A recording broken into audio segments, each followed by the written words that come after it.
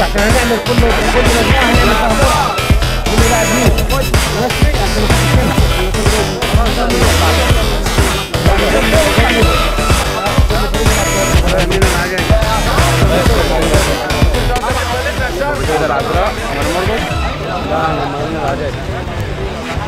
كم فريق؟ اكتبوا لك اللي مرمينا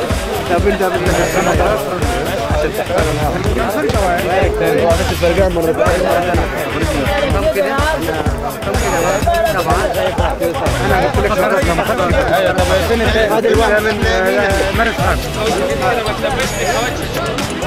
هات من اي عيل يكون بايد اي عيل واحده بس تفكر فرد روح قول له ولا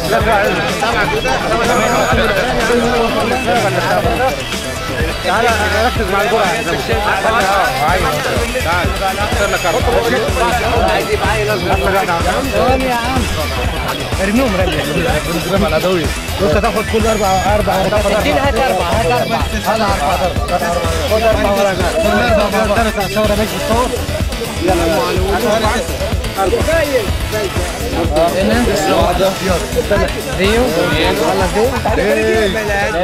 رجع ملكش من هنا مين؟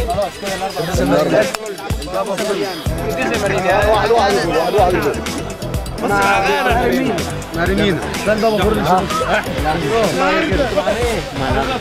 جف منه عدل اسمك ايه يا عم دي مجموعه ثانيه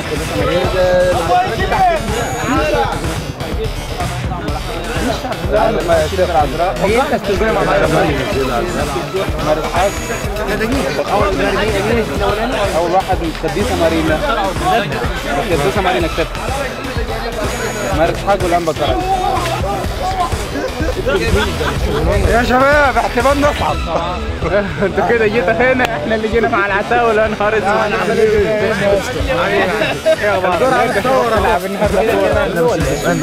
هوريك ازاي كل هيسحب اول مباريات دلوقتي اول فرقه يسحبوا الاول ايوه في كل مجموعه واللي بعدين وبعد كده هيبدلوا الفرق بس خلي كل اربعه مع بعضيهم عشان ده هيلعب ده غلط ماشي واخد بالك بس انا بس بالاول شوف مين هيلعب مين دي اللي هيلعب الاولى دي المجموعه الاولى اول مباراه تبعنا هذا حسام برضه المباراه الاولى كده كلها هيلعب بعضيه بس هي ضرورة كتير بس دي هات فيها ودي مع مارموج بس يبقى الثاني البابا كرولوس ايوه مع مارمين يا اخوي ما فيش رقم 9 في بابا كرولوس مع مارمين هاتيها امسكيها وحطها عند الكاميرا حطيها هنا على الكاميرا برافو واحده ثانيه هنا ماري ماركوس ماري اسحاق دي احنا ماري مين ولا اسمها ماري مع دي الشرابات برضه السيده العذراء العذراء شراباتنا دي هاي عم بكرات مع قديسه مارينا القديسه نلعب في محبه مش هنتقاتل عشان خاطر يجي جون او ما يجيش جون طبعا النصره حلوه الفوز حلو نتمنى لكم جميعا الانتصار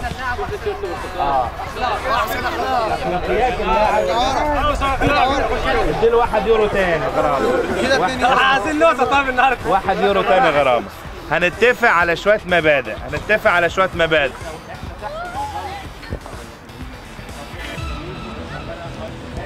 طباعة حلوة قدم اخوك على نفسك مقدمين بعضكم بعضا بالكرامة لو اخوك خد مكانك خلاص عادي ونشوف هنا رقم المحبة مش رقم العادي هنصلي على المبادئ دول حد من الرؤساء كده عايز يجيب حاجة قول له تمام ماشي لا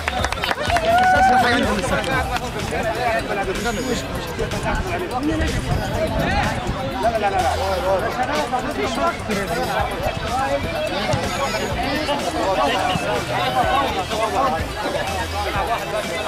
شوت كرة شوت كرة يا ممنوع.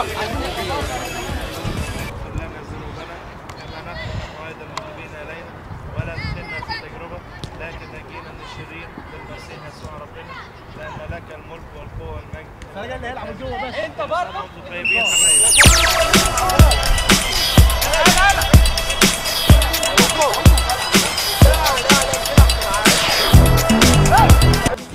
أعزائي المشاهدين، أهلا بكم اليوم في كاميرا الشباب.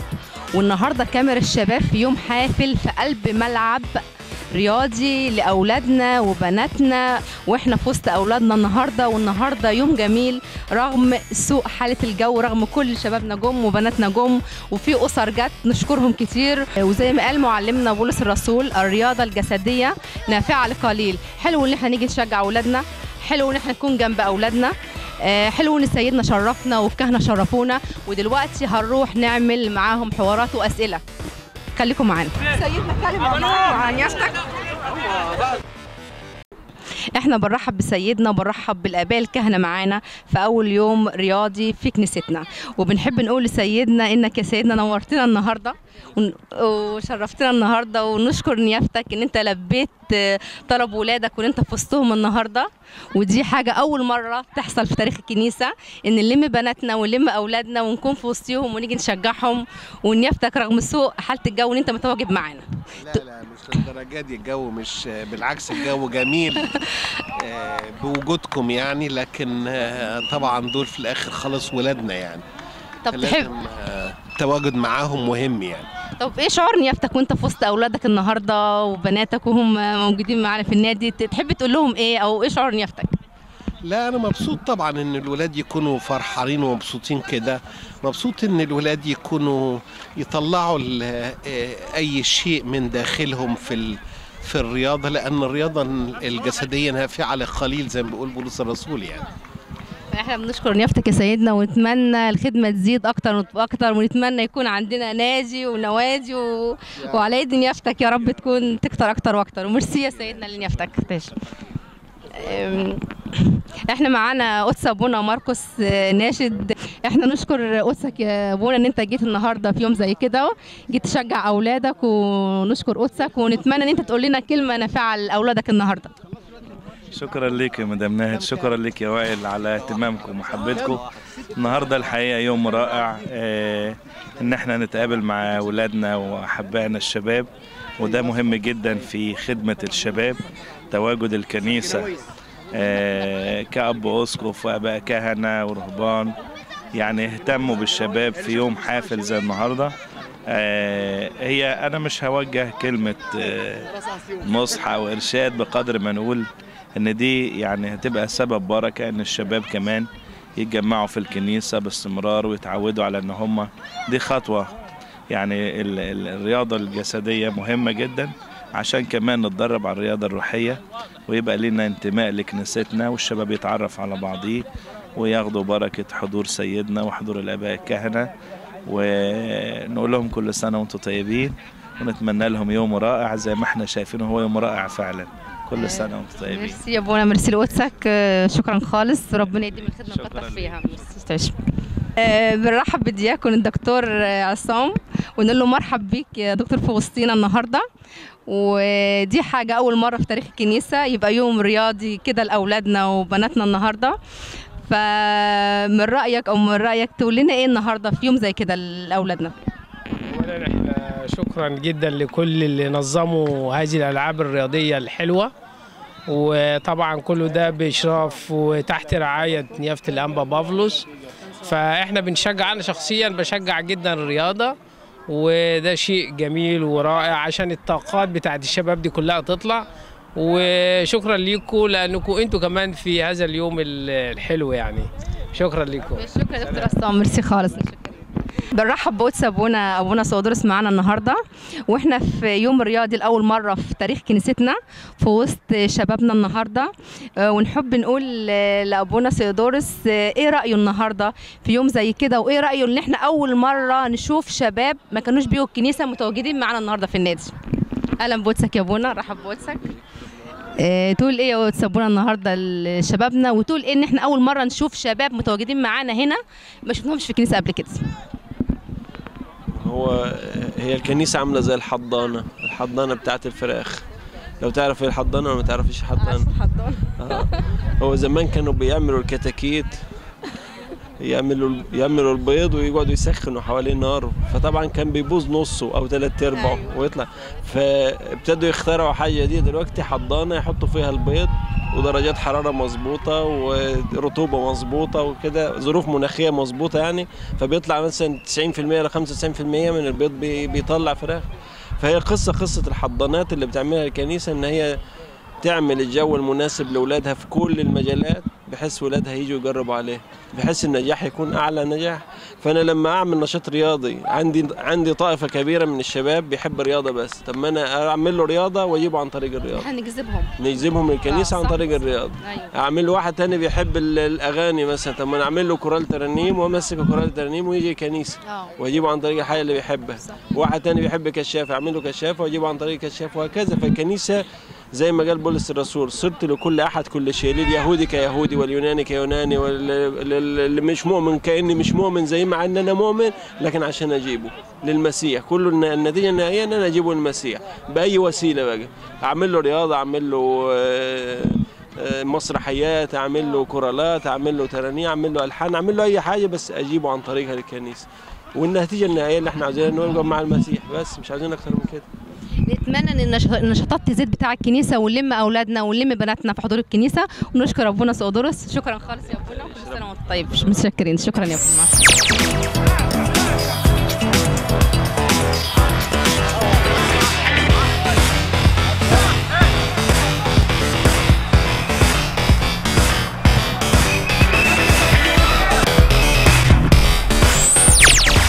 لاعب من اولاد الكنيسه موجود معانا النهارده في النادي، نحب نساله ونتعرف باسمك.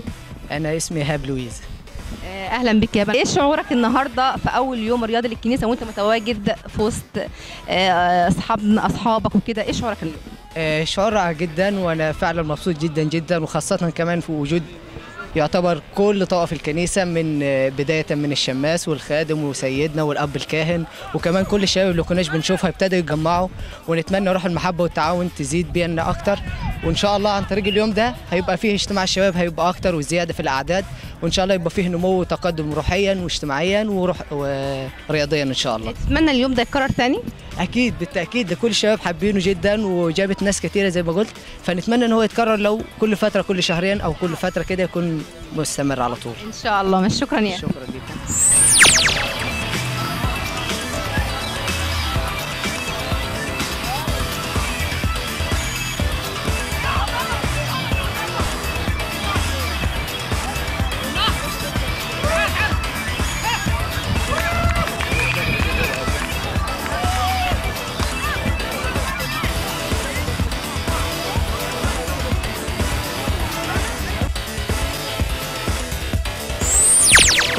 الأسر برضو متواجدين معانا النهارده في اليوم الرياضي الحافل دوت. بنرحب بالدكتور صفوت. اهلا بك يا دكتور. اهلا يا فندم، ازيك يا مدام ناهد؟ كل سنه وانتم طيبين. طيب نحب نقول لك ايه النهارده، ايه شعورك وانت موجود معانا اليوم في اليوم دوت؟ احلى يوم النهارده طبعا، بنتجمع كلنا اهو، التجمع هو اباء الكهنه، وانا شايف سيدنا كمان بركه عظيمه بابا بولس، هيبقى طبعا احلى يوم. عشان كده انا اصريت ان نيجي انا والاسره كلنا، ويا رب دايما كده متجمعين ومحبه وسلام، وكنيستنا بخير وسلام يا رب. وبرافو عليكم يا شباب اللي انتوا بتعملوه ده، والاستاذ وائل نشكره طبعا على اللي بتعملوه، ربنا يقويكم، وبركه سيدنا وبركه الاباء الكهنه، وكل سنه وانتم طيبين. شكرا وانت طيب.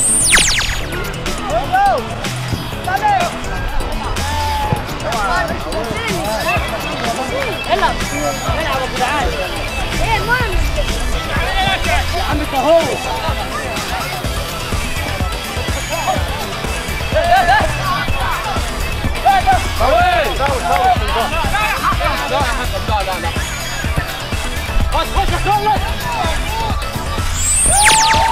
النهارده في النادي بناتنا المشجعين اللي جايين يشجعوا اولادنا، فالنهارده نقول لهم صباح الخير يا بنات معانا، واهلا بيكم النهارده ويانا.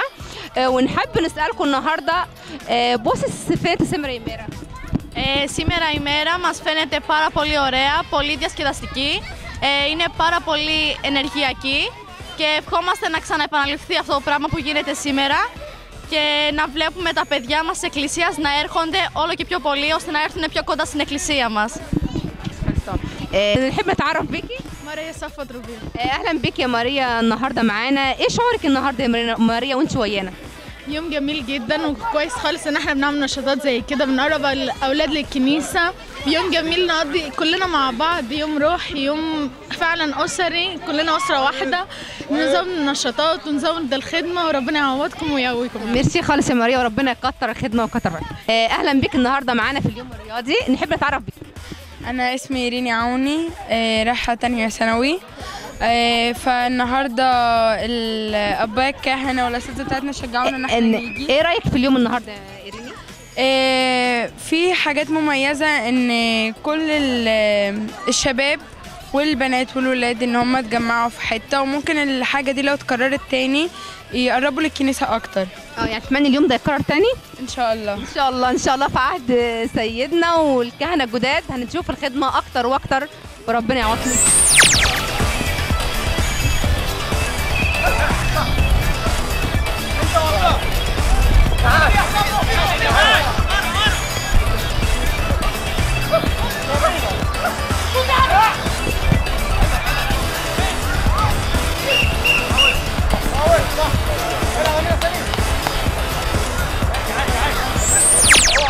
واحنا النهارده من ارض الملعب بنرحب بتاسوني ونقول لها نورتينا يا تاسوني النهارده بوجودك وبوجود الاولاد النهارده وتعبكم ومجيكم.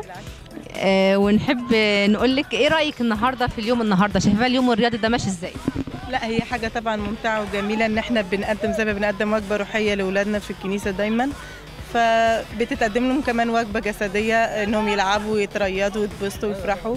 كان الكنيسه بتشارك معاهم في كل حاجه، مش بس انها بتقدم لهم الروحيات والصلوات، لكن كمان مهتميه بالنواحي النفسيه ليهم والاجتماعيه والرياضيه والاخلاقيه وكله. يعني نتمنى اليوم ده يتكرر تاني. طبعا باستمرار، يكون بانتظام كمان، مش بس يتكرر، يكون بانتظام. ميرسي يا سوني، شكرا خالص ليكي وكل سنه طيب. سنه طيبه مصر. ومعانا النهارده الاولاد الصغيره جايين مع اسرهم ومع اهاليهم، نحب نسالهم كانت بدياكلا؟ Sono ρωτήσω πώς πηγαίνει σήμερα η μέρα? Ωραία. Θέλω να ξαναέρθουμε εδώ να περάσαμε ωραία. Ωραίο βράδυ. Ναι. Μπράβο. Σωτηρία, πώς πηγαίνει σήμερα η μέρα? Καλά. Καλά. Πολύ ωραίο, αλλά έτσι και έτσι. Πολύ ωραία. Πάλι ξανά να κάνουμε αυτή τη μέρα? Ναι. Μπράβο. Εσύ τώρα? Πώς πήγαινε σήμερα η μέρα? Καλά. Καλά. Θέλεις πάλι να έρχομαι εδώ όλοι μαζί? Ναι. Τι κάνεις σήμερα, παίζεις? Ναι. Και τι άλλο? Εντάξει, ωραία. Εσύ, Τζέσικα, πώς περνάει σήμερα η μέρα? Καλά. Καλά ή πολύ καλά? Πολύ καλά. Τι έκανες σήμερα? Έπαιξες. Τι άλλο? Έφαγε τσέπς. Μια χαρά, όλη παρέα. Μπράβο, παιδιά, να είσαι καλά. Μακάρι να είστε εδώ άλλη φορά όλοι μαζί. Και εσύ, πώς σε λένε? Μαρία Ιμπραχήμ. Μαρία, πώς πήγαινε σήμερα η μέρα?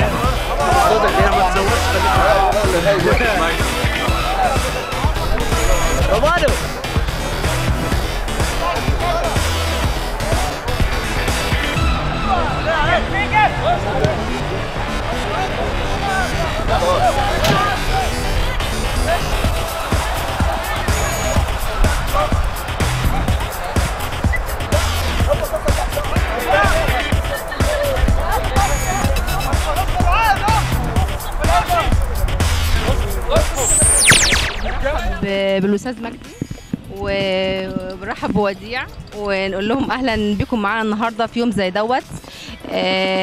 ونحب نسالكم ايه رايكم في يوم زي ده النهارده؟ يوم جميل، ونشكر ربنا على وجودكم، ونشكر ربنا على اول ثمره الكنيسه بتجنيها من الناحيه الرياضيه.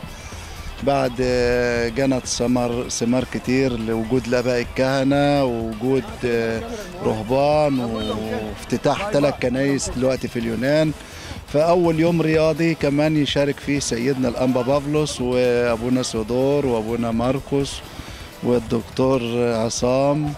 نشكر ربنا على ان دي اول ثمره الكنيسه بتجنيها، وربنا يزودها وتبقى في ايام رياضيه مش يوم واحد، يبقى تتكاثر هذا اليوم، ويبقى بعد كده نامل ان يبقى لنا نادي لكنيستنا. ان شاء الله ربنا يكتر في الخدمه ويبقى لنا نادي.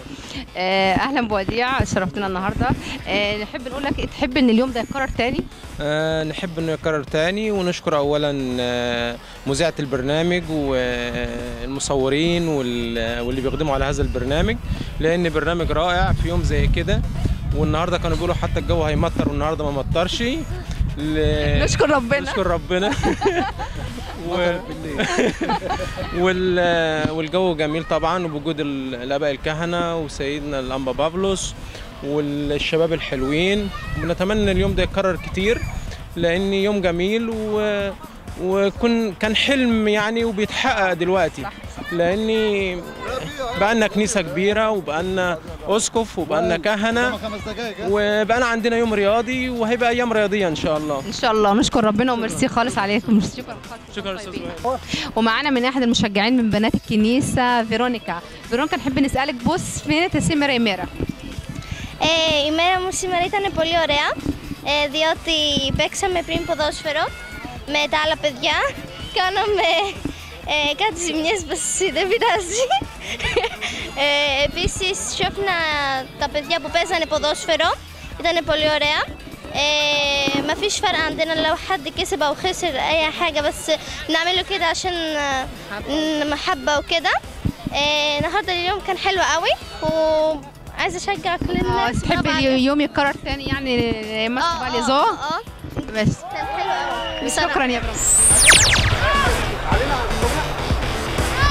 يلا عصام.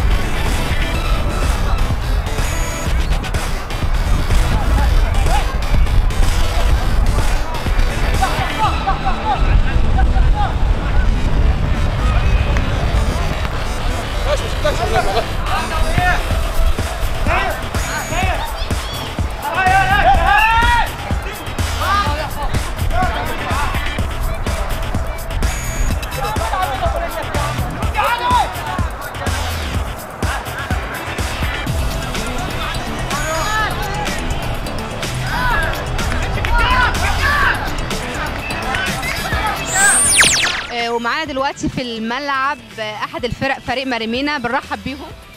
اهلا بيكم ونورتونا، ونتمنى نتعرف عليكم. عايزين نتعرف عليكم. ميلاد حربي. اهلا وسهلا. ماجد ابراهيم. اهلا وسهلا. مينا. اهلا وسهلا.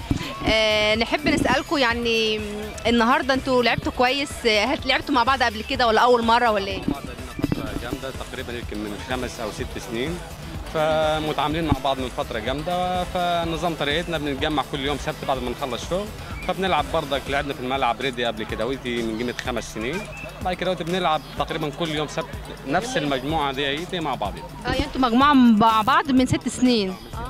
برافو. طب وانتوا شايفين النهارده اليوم ايه؟ يعني مبسوطين النهارده انتوا انا شايفين ان اليوم حلو قوي وجميل، يعني النفوس هاديه والشباب يعني ماتشات حلوه، كرة حلوه. احنا لعبنا فزنا ماتش 5-3 الحمد لله، تعادلنا ماتش 1-2، يعني ومتوقعين ان احنا هناخد الدوري اكيد يعني. وتعرفتوا على شباب جديد اول مره تشوفوها ولا كنتوا تعرفوا شباب الكنيسه دي من قبل كده؟ طبعا في هذا البطوله تعرفنا على ناس كتير، يعني حاجه ماشيه حلوه، يعني حاجه جديده في الكنيسه وحاجه حلوه بصراحه. وانتوا بتروحوا الكنيسه ولا اول مره؟ يعني مش مظبوط. احنا نتمنى نشوفكم في الكنيسه. تتمنوا اليوم ده يتكرر تاني؟ طبعا. نفسكم يتكرر تاني؟ للاجيال اللي جايه وللشباب اللي جاي كل عيد. الشباب الصغير اللي جاي بنحاول نديهم معلومه يعني عن الجيل الكبير. احنا خلاص جيلنا كبر، ففي جيل شباب صغير ممكن نبدا معاهم وندربهم. فكره حلوه. طريق الكنيسه. يا ريت يا ريت ونشوفكم تعملوا برافو، ونتمنى لكم ان تكسبوا النهارده. انتوا متوقعين ان تكسبوا ولا؟ ان شاء الله. اكيد لا اكيد كام في المية؟ لا مش 100%. لا انا متوقع 100% ان احنا هنفوز 100%. ربنا معاكم وبالتوفيق وبالمكسب ان شاء الله. شكرا خالص لفريق ماري. واحنا بنرحب باحد الفرق الموجوده معانا النهارده، فريق ماري جرجس. بنرحب بيكم ونحب نتعرف على اسمائكم. اهلا بيكم. اهلا بيك. ايمن كريم فرج الله. ابراهيم عصام سامي. اهلا بكم معانا النهارده. انتوا بتلعبوا على طول هنا؟ بنلعب هنا كل يوم سبت على طول متجمعين. بنتجمع واللي حابب يجي يشرفنا برضه اهلا بيه. وانتوا النهارده كسبانين ولا خسرانين؟ لا احنا كسبنا مباراه وخسرنا مباراه. يعني هتتقابلوا مع فريق تاني ولا؟ هنتقابل مع فريق تاني. لو اتغلبنا هنصيف، لو غلبنا هنصعد. طب ايه رايكم في اليوم النهارده؟ يعني شايفين ايه اليوم اليوم جميل جدا، والحمد لله ان في وجود الاباء وكل الناس مبسوطه ومشجعه ان هم يلعبوا معانا. وتعرفتوا على شباب جديده النهارده من اولاد الكنيسه ولا؟ بصراحه كلهم نعرفهم يعني انت كل موجودين هنا عارفهم؟ معرفهم. انت؟ كل عرب. طب حاجه كويسه. طب متوقعين تكسبوا؟ احنا ان شاء الله هنكسب. يعني احنا جايين اهم حاجه ان احنا نلعب يوم كويس ونبقى مبسوطين ومحدش يزعل من حد، ونبقى كلنا يعني اخوات. مش مهم الكوره ولا الفوز ولا كده، لكن المهم نطلع يوم كويس ومحدش يزعل من حد في اليوم. تتمنى اليوم ده يتكرر تاني؟ اكيد. اقول لكم بالتوفيق ان شاء الله.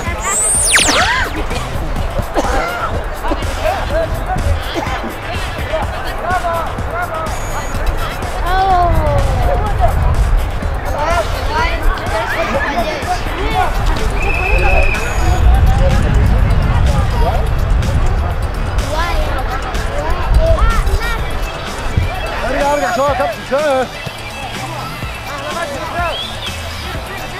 شيلوا.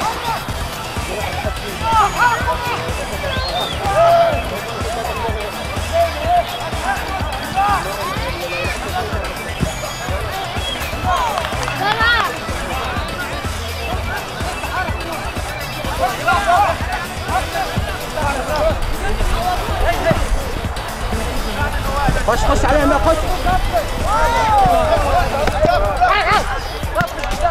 اطلع يا وين.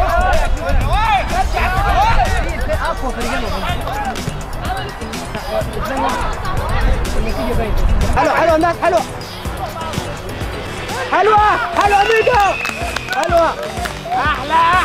احلى ميدو احلى. باحد الفرق فريق الانبا كراس، ونحب نرحب بيهم ونقول لهم اهلا بيكم معانا النهارده ونتعرف باسمائكم. جمال محروس. اهلا وسهلا. سامي نبيه. اهلا. مينا. اهلا وسهلا. وائل فتحي. مجدي سامي. فراس مدحت. ابو ماريو. بنقول نحب نسالكم النهارده، يعني انتوا اصلا كم سنه مع بعض بقى؟ لعبتوا قبل كده مع بعض ولا اول مره؟ لا دي اول مره. اول مره. وتتمنوا النهارده اليوم ده يتكرر تاني ولا؟ ان شاء الله. واحنا مش مهم عندنا ان احنا نفوز، اهم حاجه ان اليوم يطلع جميل وكويس. الفريق بتاعنا اول مره يلعب مع بعضه كله. احنا كان هدفنا الاساسي ان اليوم يطلع جميل كويس جدا، وانا شايف الحمد لله اليوم زي ما انت شايفه كده يوم جميل. ما كناش متوقعين ان العدد بتاعنا كان 3 فرق في البدايه، ما كناش متوقعين ان هو يوصل ل8. ونشكر ربنا الناس كلها لبت الندى وسيدنا والاباء نشكرهم كلهم، واللاعيبه جايين فرحانين. مش مهم مين يفوز، مش مهم مين يكسب. انا شايف كلهم اول مره فيهم الناس تتقابل مع بعضها، شايفهم كلهم تعاونوا مع بعض وفرحانين ونفسهم انه يتكرر. يعني المهم ان احنا نتجمع مع بعض بمحبه. وتتمنوا النهارده، يعني انتوا شايفين الوضع ايه؟ تتمنوا اليوم ده يتكرر تاني؟ نتمنى. يوم حلو رياضي، والرياضه محتاجين. برافو. متوقعين النهارده الفوز لكم ولا انتوا كسبتوا خسرتوا ايه؟ احنا كسبنا ماتش واتغلبنا ماتش، بس الماتشات الجايه هنكسب ان شاء الله. هتقابلوا فريق تاني ولا خلاص؟ هنقابل حسب الملاعب. متوقعين المكسب يعني النهارده ولا؟ في امل ان شاء الله. في امل في ربنا كبير. في امل في المسيح. انا متاكد كده ان شاء الله ان احنا يعني هنطلع قبل الاخير. قبل الاخير بواحد مش مهم، او ممكن تاخدوا النهائي ما حدش عارف يعني. اقول لكم بالتوفيق. طبعا احلى مهاجم ان شاء الله لحد الان جايب 7 اجوان. 3 اساسيين و4 لسه هيجوا ان شاء الله. اسالكم اتعرفتوا على شباب جديده النهارده ولا؟ انا اول مره اشوفه في حياتي. مش هشوفه تاني. حد اتعرف على شباب جديده ولا انتوا عارفين بعض؟ لا انا اول مره اشوف ناس هنا اول مره. ناس جديده يعني الحلو برضو ان احنا من اولاد الكنيسه في شباب اتعرفت على شباب اول مره تشوفها. نقطه مهمه قوي. حاجه كويسه ونتمنى لكم التوفيق والنجاح وربنا معاكم بالتوفيق. شكرا. ومعانا اليوم فريق القديسه مارينا، نحب نتعرف على اسمائكم. اهلا بكم الاول. ميلاد اهلا وسهلا. شنو ده؟ فايز، عزت، ريمون، ابراهيم.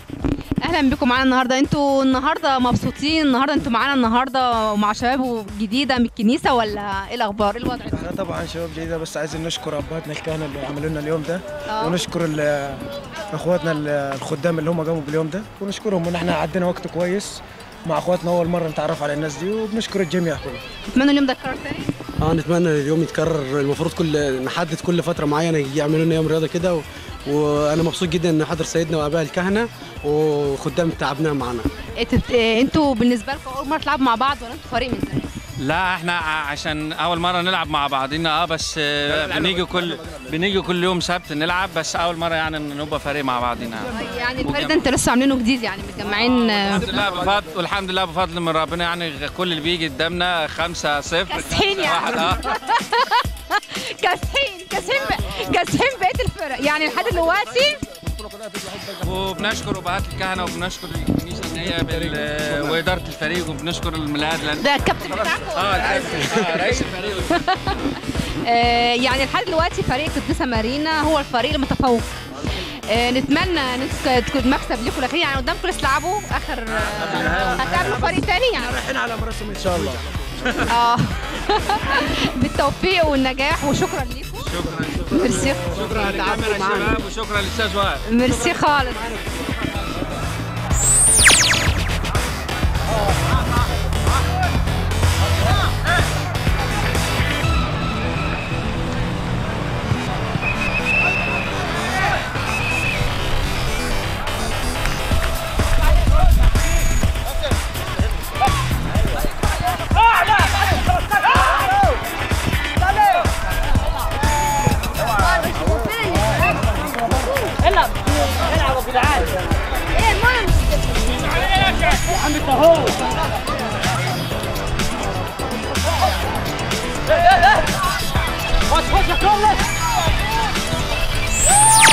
من ارض الملعب بنرحب بفريق ماري مرقص. اهلا بكم معانا النهارده. نحب نتعرف باسمائكم. وفيق جميل. اهلا. كورولوس. ماجد. ابانوب. اسامه عادل. ريمون مرزق. بشوي رومان. اهلا بكم معانا النهارده. نحب نسال كورولوس، انتوا يا كورولوس من زمان مع بعض ولا اول مره تلعبوا مع بعض؟ لا للاسف احنا اول مره نلعب مع بعض في ماتش جماعي. احنا اساسا كنا بنلعب في فريق كشافه ماري مرقص، كان عندنا فريق في الكشافه بس للاسف حصلت ظروف الكل ما قدرش يجي واللي لعب في فرق ثانيه، بس اتجمعنا احنا فريق اصحاب مع بعض يعني من زمان اتجمعنا وقررنا ان احنا نيجي نشارك في البطوله اللي منظماها كاميرا الشباب. كان يوم جميل. اي نعم انا اتصبت اصابتين بس اتهزمنا ماتشين مش مشكله. شباب زي الورد. يوم جميل جدا. نتمنى انه يتكرر كل مره كل شهر او على الاقل كل شهرين. يوم رياضي يوم ممتع. نتمنى المزيد من المشاركات واسيبكم مع باقي اصحاب الفريق. انتوا انهزمتوا ولا؟ لا انا خسرنا بصراحه. الحمد لله. يعني خسرتوا طالعين بره تلعبوا مع فريق تاني؟ لا قدام نلعب مع فريق تاني بس احنا مبسوطين يعني. ماتش تاني؟ يعني متوقعين المكسب ولا الخساره طبعا. الخساره. اتعرفتوا على شباب جديده النهارده ولا يعني تعرفوا الشباب كلهم تعرفوهم؟ الاستاذ ابانوب والاستاذ بشوي والاستاذ رمون برضه والاستاذ شباب زي تتمنوا اليوم ده يتكرر تاني؟ باذن الله اكيد. يعني حابين ان اليوم ده يتكرر تاني؟ طبعا احنا بنطلب بكده يعني. طبعا واحنا مبسوطين بكاميرا الشباب وبرنامج جميل جدا. فيجا بزوق فيجا. وعلى فكره احنا متابعينكم على طول وتحيه لكاميرا الشباب يا شباب. احنا متشكرين لكم. نتمنى لكم نجاح ان شاء الله. طيبين.